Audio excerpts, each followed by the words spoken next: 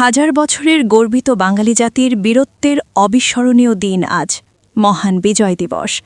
প্রতি বছর বিনম্র শ্রদ্ধা ও গভীর কৃতজ্ঞতায় দিনটি পালন করে জাতি। দিনটি যথাযোগ্য মর্যাদায় পালিত হচ্ছে নওগাঁয়। নওগাঁ থেকে সুবীর দাসের প্রতিবেদনে দেখুন বিস্তারিত। মঙ্গলবার ১৬ই ডিসেম্বর সূর্যোদয়ের সঙ্গে সঙ্গে শহরের মুক্তির মোড়ে শহীদ মুক্তিযোদ্ধাদের স্মৃতিস্তম্ভে ফুল দিয়ে শ্রদ্ধা নিবেদন করেছেন সর্বস্তরের মানুষ। সূর্যোদয়ের সঙ্গে সঙ্গে তোপধ্বনির মাধ্যমে শুরু হয় বিজয় দিবসের আনুষ্ঠানিকতা। প্রথমে ফুল দিয়ে শ্রদ্ধা নিবেদন করেন জেলা প্রশাসক মোহাম্মদ সাইফুল ইসলাম।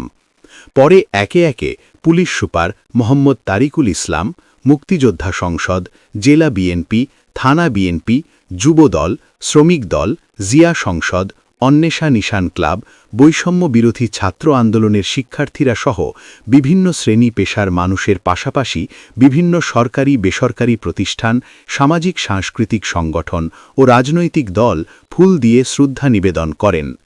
দিনভর শ্রদ্ধা নিবেদনের মাধ্যমে ফুলে ফুলে ভরে উঠবে এই শহীদ মুক্তিযোদ্ধা স্মৃতিস্তম্ভ। এর মাধ্যমে স্মরণ করা হবে জাতির শ্রেষ্ঠ সন্তান বীর মুক্তিযোদ্ধাদের।